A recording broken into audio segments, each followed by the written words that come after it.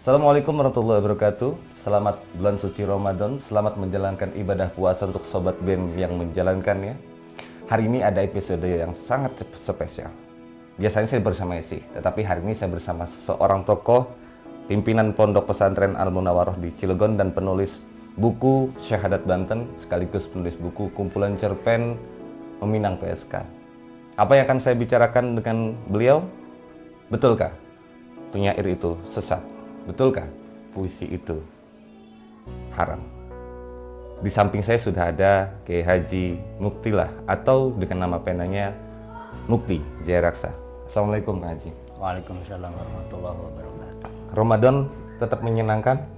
Insya Allah, karena bulan penuh berkah, bulan penuh rahmah, dan kita sebagai umat Islam tentu harus berbangga dan bahagia dengan kedatangan Ramadan. Kak Haji, saya tidak hendak bicara soal Ramadan hari ini, tapi saya hendak membicarakan tentang pandangan orang umum, wabil khusus yang awam tentunya, bahwa penyair itu hanya orang-orang bodoh yang diikuti orang-orang sesat. Puisi itu haram. Kira-kira betul begitu? Ya, bisa jawabannya bisa dua gitu ya. Artinya bisa betul atau bisa salah. Kalau memang yang bertanya adalah orang awam, ya betul gitu. Karena memang keawaman mereka yang tidak tahu tentang syair, mereka tidak tahu tentang puisi, maka kalau mereka menyatakan bahwa puisi itu haram, ya memang betul gitu. Tapi yang mengatakan itu yang mereka keawamannya itu gitu. Karena pada esensinya bahwa syair ataupun sastra itu sendiri yang di dalamnya banyak sekali hal-hal yang perlu dijabarkan, bahwa dari mulai zaman Rasulullah pun syair sudah diperkenalkan.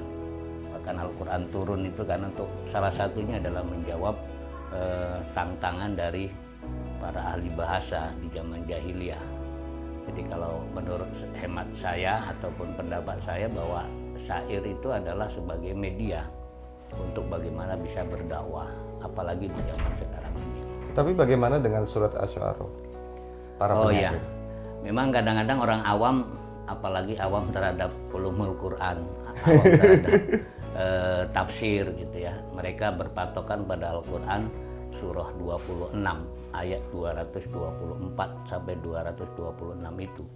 Padahal ada munasabatul ayat yang mereka lupakan. Mestinya kalau kita mau mengkaji, menggali, memahami, apalagi sampai kita bisa menginterpretasikan ayat Al-Quran, tidak bisa sepotong-sepotong gitu ya.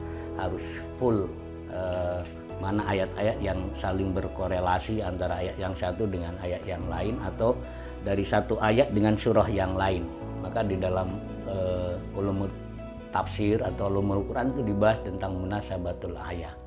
Nah, maka oleh karena itu kalau kita melihat di dalam berbagai macam tafsir, baik tafsir At-Tabari, kemudian tafsir Munir karangan Syekh Al-Imam An-Nawawi Al-Bantani Tanara, kemudian juga tafsir Pak Quraisy Shihab, tafsir Al-Misbah, mereka tidak menyatakan bahwa syair itu adalah atau penyair itu adalah orang sesat.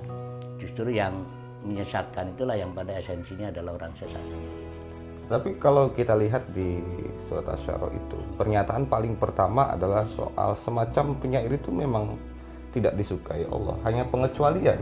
Kecuali, berarti bagaimana konteks tafsirannya Kak Haji? Iya, karena memang kalau kita langsung pada ayat 224 gitu kan, 224 yang langsung Allah menyatakan wasyu'ara'u gitu, dan itu adalah para penyairnya, bukan syairnya tapi para penyairnya. Berbeda konteksnya ketika kita membahas syairnya atau puisinya atau hasil karyanya pada orangnya. Dalam ajaran agama Islam itu kembali kepada innamal a'malu binniyat wa innamal likulli imri'in ma nawa. Jangankan syair, hal-hal yang lain pun kalau niatnya sudah berubah ya bisa haram. Makanya tadi saya sampaikan bahwa jawabannya bisa dua, bisa haram bisa tidak. Bagaimana dia melakukan itu gitu. Ketika seorang penyair kemudian tolak sekarang di Indonesia puisi, mengungkapkan puisi tapi itu untuk menggugah semangat atau giroh, kemudian juga patriotisme, dia membangun masyarakat di, apalagi sekarang lagi musimnya COVID-19, dia memberikan ketenangan terhadap mereka. Saya kira itu suatu amalan ibadah juga gitu. Berarti ada masalah di masyarakat, wabil khusus yang mengatakan bahwa penyair itu keseluruhannya adalah yang tidak disukai Allah atau yang dilaknat Allah, atau yang diberi label oleh Allah orang-orang bodoh yang diikuti orang-orang sesat. Ya, karena memang kalau kita lihat asbabun nuzul ayat itu adalah ucapan orang-orang kafir.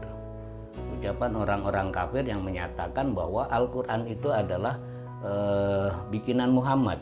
Syair. Iya, itu adalah merupakan salah satu syair, dan itu dinyatakan sebagai informasi dari setan atau imajinasi yang dimunculkan dari setan gitu kan. Sehingga Allah katakan di surah di ayat sebelumnya itu, bahkan kata Allah mengatakan, apakah ingin aku sampaikan hal unabbiukum, dalam tafsir Al-Imam An-Nawawi Al-Bantari, hal unabbiukum itu hal ukhabbirukum gitu. Apakah ingin aku sampaikan kepadamu gitu. Man yunazzalu minasyayatin. Siapa orang-orang yang memang mendapatkan informasi dari setan itu gitu.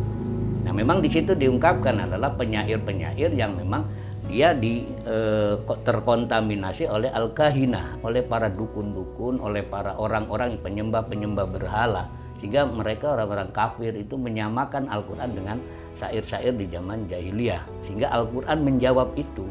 Maka di ujung ayat di surat 227-nya Allah menegaskan illa, dengan kalimat istisna itu berarti tidak semua para penyair ataupun hasil karyanya, syairnya itu adalah sesuatu yang menyesatkan. Bahkan kalau kita baca buku-buku di abad modern seperti Pak Syekh Yusuf Qaradawi juga, bahkan media itu menjadi sebuah media dakwah. Bahkan ada penyair-penyair yang bisa dikatakan penyair agung atau penyair-penyair yang biasa-biasa saja. Karena penyair agung itu artinya antara karya sastra dengan kepribadiannya itu sinkron. Dia tidak menyampaikan sesuatu yang hanya berdasarkan imajinasi belaka gitu. Ketika dia menuangkan syairnya, ketika dia menuangkan ide-idenya, maka dia katakan itu adalah sesuatu yang baik dan dia pun melakukan. Jangan sampai kita memerangi korupsi sementara kita korupsi. Nah, ini puisinya puisi menolak korupsi. Nah, manusia malah koruptor. Nah, itu sehingga ayat yang lain Allah katakan itu namanya kabura maqtan indallahi an taqulu ma la taf'alu. Gitu. Apalagi kalau di dunia pesantren ya, di dunia pesantren itu yang namanya syair itu ya hampir makanan keseharian. Makanya mohon maaf bagi kawan-kawan juga yang ada di pondok pesantren, bahkan saya juga pernah mendengar bahwa buat apa belajar puisi, buat apa belajar syair, karena itu adalah perbuatan yang dikutuk oleh Allah gitu. Padahal kita kesehariannya ada nadom, ada qasidah, ada syair-syairan. Marhaba isinya semua syair itu. Bahkan di Dalail Khairat, kemudian juga berjanji, itu semua, bahkan kaidah-kaidah gramatikal bahasa Arab menggunakan syair seperti Syarah Ibnu Aqil, Syarah Alfiyah dan lain sebagainya. Kalau tidak salah Allah pernah menantang penyair-penyair untuk silakan kalau Anda mampu. Itu ya. Di surat apa kan? Nah, makanya saya tadi di awal saya sampaikan salah satu Al-Quran diturunkan itu juga di dalamnya ada sebuah jawaban kenapa tidak diturunkan di Indonesia gitu ya. Karena mungkin saat itu di Indonesia belum ada penyair kayak Bang Roy gitu, ya. Penyair ASEAN gitu. Bahkan itu juga sudah ditantang oleh Allah karena nilai sastra di dalam Al-Quran cukup tinggi. Profesor mana, ilmuwan mana sampai sekarang ini tidak ada yang sanggup untuk membuat serupa dan sepadan dengan Al-Quran. Sehingga Allah tantang di dalam Al-Quran. Kita bisa lihat di Al-Quran surah ke-17 ayat 88, dan juga kita bisa lihat di dalam Al-Quran yaitu surah Hud surah ke-11 ayat 13, atau juga Al-Quran surah 2 surah Al-Baqarah ayat 23. Itu tantangan Al-Quran dari 30 juz, 114 surah sampai 10 surah saja, sampai 1 surah saja Allah nantang kepada kita. Ya, di dalam surah Al-Isra surah 17 ayat 88 itu Allah katakan Qul la in istama'atil insu wal jinnu ala ayyatu bimisli hadzal Qur'an la ya'tuna bimisli hadzal Qur'an. Jadi jin dan manusia berkumpul jadi satu untuk bikin Quran nggak akan mampu. Kenapa ketidakmampuannya? Mungkin kita bertanya seperti itu. Karena di dalam Al-Quran itu diksi-diksi yang sudah dituangkan atau diksi-diksi yang ada di dalam Al-Quran itu merupakan suatu yang luar biasa. Tidak ada yang bisa menandingi. Walaupun ada penyair yang mengatakan perasaan baca Quran biasa aja, Kang. Iya, baca Quran biasa aja. Terjemahannya soalnya. Bagi orang yang tidak paham gitu kan, dengan apa gitu. Bahkan antara kalimat satu dengan kalimat yang lain ketika disambungkan itu akan berbeda makna. Yahdi'ilah dengan yahdi langsung kepada objek itu maknanya berbeda. Kholaqa dengan ja'ala, fa'ala, sona'a, kemudian dengan kalimat-kalimat yang lain yang dalam bahasa Indonesia sepadan arti itu berbeda. Dalam ilmu dilalah, ilmu semantik itu jelas berbeda. Nah, itu sampai jin dan manusia ditantang. Kemudian tantangannya semakin objek yang ditantang semakin levelnya semakin tinggi. Bukan hanya jin dan manusia, seluruh makhluk Allah. Dan level suruh buatnya, level tantangannya semakin turun, cuman 10 surah. Sebentar, Kanji. Kenapa pada mulanya hanya jin dan manusia silahkan buat kitab ini, Quran ini? Ya karena tantangannya banyak. Kemudian selanjutnya malah yang ditantang lebih banyak, tantangannya lebih sedikit. Apa dibalik itu sih? Kan tadi awal dari asbabun nuzul ayat itu, karena orang-orang Arab jahiliyah itu menganggap bahwa Al-Quran itu dari jin. Al-Quran itu adalah sebuah informasi dari syayatin, dari setan, sehingga dia berkumpul menjadi satu atau dia bersatu untuk membuat serupa dengan Al-Quran, mereka nggak bisa gitu kan. Sehingga kemudian 10 surah aja lah kalau nggak bisa mah gitu, masih tetap nggak bisa. Atau kata Allah dalam Al-Baqarah surah kedua ayat 23 itu, wa in kuntum fi raibim mimma nazzalna ala abdina fa'tu bi suratin min misli. Cuman 1 surat saja, silakan aja. Yang ditantang siapa? Levelnya lebih tinggi, bukan hanya manusia, bukan hanya makhluk yang ditantang oleh Allah. Dalam lanjutan ayatnya adalah wad'u syuhada'akum min dunillahi in kuntum shadiqin. Jadi Tuhan menantang Tuhan gitu. Kalau yang tadi 2 surah 2 ayat tadi mungkin ada yang seperti ahlu syubha juga mengatakan ini Tuhannya umat Islam tidak sportif gitu. Gitu, Tuhannya umat Islam. Kenapa nggak sportif? Masa manusia makhluknya sendiri ditantang untuk bikin, ya nggak mana mungkin bisa gitu. Sehingga Allah terangkan di dalam Al-Baqarah surah kedua ayat 23 itu. Jadi Tuhan lawan Tuhan. Kalau saya biasa mengibaratkan ketika MU ya, tim sepak bola dari luar nantang Cilegon United, ya itu kan sebuah tantangan yang tidak seimbang, tidak sportif lah dianggapnya. Gimana menang seperti orang dewasa nanggap anak TK gitu. Sehingga Allah katakan kalau memang Anda seperti itu, maka wa in kuntum fi raibim mimma nazzalna ala abdina fa'tu bi suratin min mislihi wad'u syuhada'akum min dunillah. Silakan undang yang kau anggap Tuhan, penolong-penolongmu untuk bikin seperti Quran. La ya'tuna, tidak akan bisa. Walau 1 ayat. Walau 1 ayat. Tetapi tadi Kang Haji sempat menyinggung tentang kelompok penyair. Satu penyair tadi sudah disebutkan. Penyair agung adalah penyair yang ucapan, tulisan, perilaku, tubuhnya semua satu nada, satu frekuensi.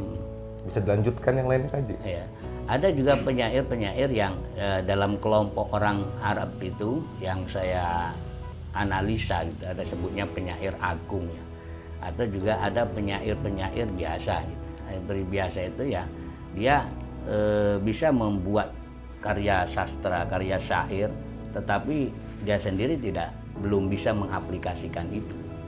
Bahkan ada juga yang disebut dengan penyair-penyair yang sebagai penyair pembohong. Nah, inilah mungkin yang orang awam memberikan nisbah atau memberikan penamaan sih.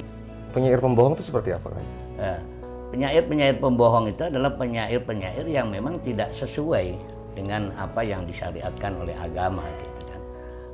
Dalam artian isi dari syairnya itu banyak hal-hal yang memang tidak sesuai dengan ayat-ayat Quran, tidak sesuai dengan syariat agama, sehingga ungkapan-ungkapannya itu ya bisa menyesatkan gitu.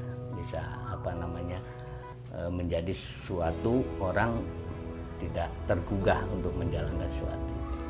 Ini menarik Sobat Sastra BM. Kang Haji belum mau menyampaikan secara mutlak-mutlakan bagaimana posisi penyair yang tidak disukai Allah dan mana penyair yang disukai Allah. Tetapi rasanya kita sudah dapat mengambil sedikit kesimpulan tentang bagaimana posisi penyair dan bagaimana posisi puisi. Tetapi kita akan melanjutkan obrolan lebih jauh, lebih masuk tentunya. Jadi halal apa haram, Kang Haji? Ya, kembali kepada diri kitanya, kepada kalau saya kan bukan sastrawan, saya adalah santriwan. Ini kiai yang sastrawan, kalau ini gelandangan yang sastrawan. Gimana, Kang Haji? Jadi kembali kepada orangnya, gitu, atau kembali kepada pelaku itu sendiri, gitu. Dia membuat syair atau dia ketika membaca puisi, bikin puisi atau bikin cerpen, bikin novel dan lain sebagainya, itu kembali kepada niatnya. Niatnya apakah untuk ibadah atau tidak, gitu. Saya berharap para sastrawan itu ya sesuai dengan keyakinan dan kepercayaannya masing-masing, bahwa kita hidup itu kan semata-mata adalah untuk ibadah pada Allah, dengan merujukan Al-Quran surah ke-51 ayat 56 itu, wa ma khalaqtul jinna wal insa illa liya'budun. Semua itu jin juga suruh ibadah sebenarnya, bagaimana kita ibadah kepada Allah. Artinya kalau memang kita punya semangat dan kecintaan kita terhadap Al-Quran, terhadap hadis, terhadap ajaran-ajaran agama, kalau kita memang background kita adalah sastrawan, kita senang tentang sastra, maka pelajari sastra itu adalah untuk dakwah dan untuk ibadah kepada Allah Subhanahu wa Ta'ala. Tidak ada sebenarnya sastrawan yang haram, gitu kan. Yang haram itu adalah perbuatannya sebenarnya, gitu kan. Karena kita diciptakan oleh Allah ini untuk bagaimana beribadah kepadanya sesuai dengan kemampuan dan jalur kita. Kalau umpamanya kita olahragawan, ya berdakwah dengan olahraganya. Kalau kita umpamanya di sastra, ya kita berdakwah dengan sastranya itu. Atau Al-Quran juga sampai detik ini tidak ada yang bisa menandingi nilai sastranya di dalam Al-Quran. Walaupun memang dulu ada namanya Musailamah Al-Kadzab, itu ingin membuat seperti Quran, menyaingi seperti Quran. Beliau bikin sebuah tandingan dalam bentuk bahasa Arab, bunyinya Al-Fil, Mal-Fil, wa ma adraka mal-fil, Al-Fil hayawanun kabir, wa khurtumun tawil. Nah, jadi nampak memang nilai sastranya bagus, gitu kan. Tetapi kalau kita pahami secara mendalam maknanya, itu tidak ada sesuatu yang nggak ada apa-apa. Nggak ada. Ya udah tahu, dia hewan besar. Kamu tahukah gajah itu tahu? Iya. Dia hewan sangat besar. Ya mau terus mau apain gitu. Akan berbeda ketika kita membaca Al-Quran, Al-Qari'ah, Mal-Qari'ah, wa ma adraka mal-Qari'ah. Itu akan berbeda maknanya. Apa yang kita dapatkan dari bacaan-bacaan itu. Kang Haji, pertemuan kita sebetulnya harus diakhiri. Tetapi saya masih sangat penasaran sekali. Kira-kira apa ungkapan terakhir yang bagi Kang Haji penting saya untuk disampaikan di malam ini? Ya, saudara-saudaraku semuanya, bahwa Sobat Sastra BM, bagaimana menyikapi sastra di tengah masyarakat, bagaimana menyikapi penyair, tinggal dipilih. Tadi ada penyair yang sudah disebutkan oleh Kang Haji, bagaimana keilmuannya, bagaimana niatnya, semua kembali pada bagaimana mengelola yang ada dan mengambil manfaat dari yang sudah ada. Kita akan berjumpa lagi pada episode selanjutnya.